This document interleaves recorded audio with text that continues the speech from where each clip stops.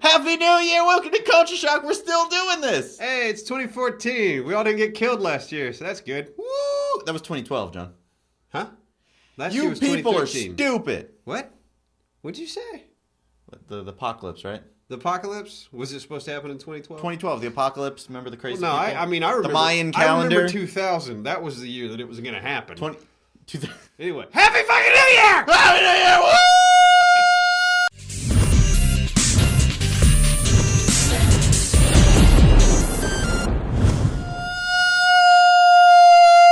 So today, guys, on Culture Shock, I'm Anthony and he's John, and I don't know if we covered that, we're gonna talk about open world video games. The open world. Yeah, and mainly how I don't like them anymore, and John fucking loves them. I've always loved them. So I feel like bitching.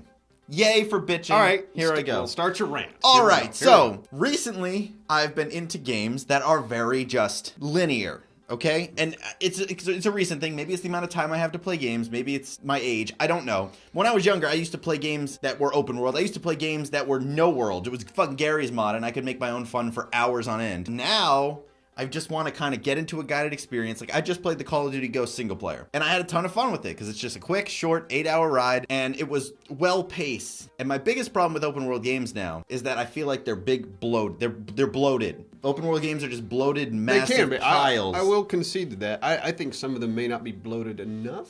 But go ahead. The fuck are you talking about? See, like Grand Theft Auto 5, I barely made it through half of that game. Which is a shame. But like by the time I got to half of the game, I feel like in my eyes, the game should be over. The story, there's so much repetitive bullshit in these open world games that if you could chop out a quarter of it, even like 40% of the bloated bullshit they do, and just give me a varied, interesting experience that I don't find repetitive, I'd enjoy it so much more. Yeah, Grand Theft Auto, it's like Rockstar, like, how do I say it? Like, I feel like the game would have been better had the three protagonists never met. Okay. I mean, it was cool, they were working together, they were all doing things, but you could have just had, like, three really good, short, self-contained stories that told their own little tales and their own little adventure within that world, because it's a huge world. Let's see, what am I trying to say here? I don't know. There's Uncharted's a good example of why, because it cuts out the bullshit. In Uncharted, there's a mission in one part of the world, and they say, "Oh my god, we need to go here." Fade across the screen, you're fucking there. In Grand Theft Auto, it's like, "We need to go there." There's a little marker on the car. Get in the car. All right, come on, Franklin, let's go. Yeah, no, that's the problem with open world games I have. It is, they try to put a guided experience in something that really shouldn't be a guided experience. Like, I feel like Minecraft, that's the best open world game I've played in the past years because it just drops you. Yes. And it kind of reminds me like when I was a kid, like The Legend of Zelda. It just drops you in. It doesn't give you any instructions. It doesn't tell you what to do. It just drops you in this world and says,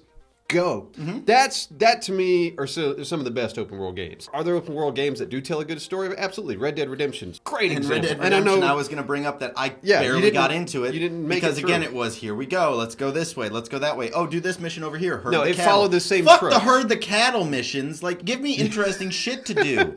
Don't just pad out your game. Like even Assassin's Creed 4. You just said you're going to do a video on it after we record this. Whatever. Yeah. But you said you're done with it. Yeah, I am. Did you beat it? No.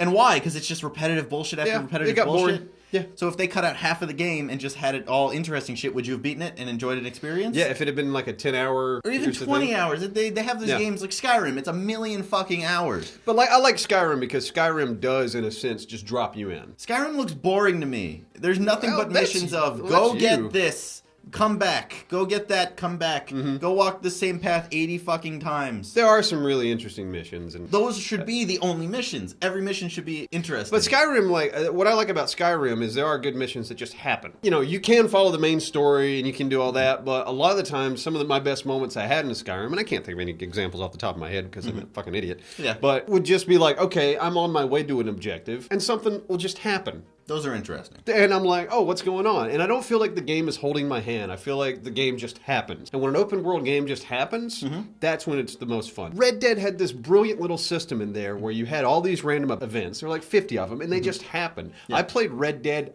hours after I beat the game because the game world kind of felt alive. It still existed, like, even after the story is finished. And I think the best open world games are games that are very fun to play after the story's done. And I do feel you on, like, man, just take the story, make it 10 hours, make it short, quick, to the point, and then let me go. Yeah. Like, use the story to kind of show me how the controls work and what mechanics I can play with, what guns I can play with. Do that, and then let me go. Let me just play. You create this giant world, just let me go nuts in it. But, you know, like, you know, Grand Theft Auto and Assassin's Creed, they hold your hand. They hold your hand way too much. And there's so many bloated missions to it. I mean, that's my biggest problem. The games are bloated nowadays. I don't have as much time as I used to play video games. And when I do, I want to feel like I'm accomplishing something or experiencing something. When I play through a game like Call of Duty, or I just recently played Enslaved, Odyssey to the West. And it was really good. Here, John. Now, it wasn't perfect. Dragon Ball.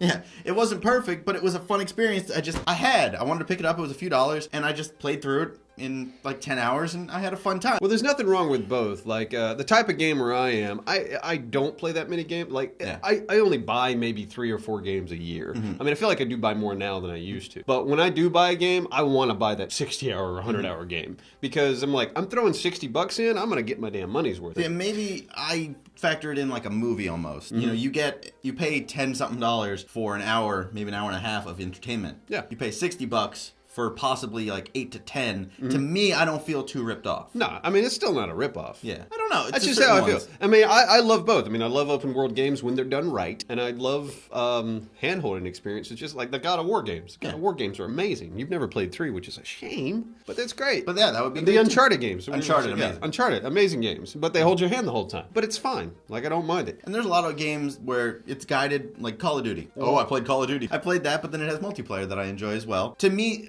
I have the same problem a lot of people have with MMOs with open world games like Skyrim in them. If I had maybe a bunch of friends that were into Skyrim and we could share stories about our adventure in there, maybe I'd enjoy it more. But if I'm just playing it, I feel like I'm not getting anything out of it. I want to experience something. I want to experience the emotion of the story, or the thrill ride of Call of Duty, or even the thrill ride of Battlefield that it was okay. I want to experience that because I feel like I'm accomplishing something with my time. Right. I think I watch movies the same way. On the show, I always talk about how I've never seen all these movies, and I always say I'm too busy making movies or making videos. I want to feel like I'm accomplishing something. So when I sit down and just do something that's pointless, like, I'm going to watch this movie that looks kind of interesting. I could be doing something important right now. I get that. I could be doing something important. Like playing games? So I guess gaming. But like that's why the shorter games or a quick multiplayer match are more appealing to me than this giant open world that I'm wasting my time in doing fetch quests back and forth. And see, I'm much like, especially in Red Dead and even Grand Theft Auto 5, I love the role playing of just, I can fire up the game and walk around and have fun by myself. That was fun for a while. You know what? And I enjoy that. Like the other day, I just I got Trevor's car upgraded. I went on the highway and I was just ramming people. Oh my god! And I did that for 30 minutes and I had a blast. On your PS3? Yeah. You still have that thing plugged in? Yeah. Who the fuck? I'm just kidding. I do too. I just played in Slay. Anyways, that's what we think about open world games. John, do you have anything to say towards me at the end? I do think open world games need to get rid of the HUD. The HUD has been my biggest issue with a lot of games, and even like, oh my god, Assassin's Creed. Look at that screen when you first fire up the game. There's a health bar. There's this control thing. There's the mini map. There's like this and that. And does the loading screen still blow out white? No. Oh, thank fucking God. 3, when I was playing at night, I would be like, all right, here we go. Ah! My eyes! Yeah, I could see how okay. Yeah, no, I do. I would love to see an open world game. But I mean, look at something like Grand Theft Auto. The world's huge, which is fine. But I would love to see a game where you scale it down a little bit. You set something in like a small town. Yeah, every road has a name, a street. There's signs there that says this is the name of the street. And then when you get a mission, you actually have to either pull out your phone. Like, and I don't know why Grand Theft Auto didn't do this. Put the map on the phone. That would be better. Where it was like, all right, I got to go to a mission. Let me plug it into my GPS and look at my phone to go there. No, they got this fucking HUD sitting right there that tells you what you should be getting out of your phone, because that's how you do it in real life. Or you put it on your actual phone. Second screen experience. Nah. No? Fuck that shit. All right. But I understand. Maybe the next generation will offer the amount of detail. Needed for that. I just want more open world games that don't hold your hand. And I feel like, and I get it as a business decision, and they make the business decision to hold your hand because that's going to sell more of your video games. But anyways, that's what we think about open world. Or they're going to shove online into it for some fucking reason. fucking internet. That's what we think about open world games. You guys let us know what you think below in the comment section below. I already said below and below again. Blow yourself. Blow your. Make sure you like, comment, subscribe to this video, and or subscribe to this channel. Happy New Year! Hey, do you like t-shirts? What's that? You wear one every day? Well, then you're going to love this. Introducing the new Culture Shock Network store. If you want to help out the show, get a t-shirt, and be an all-around awesome person, check it out. Click the annotation here or in the link in the description below.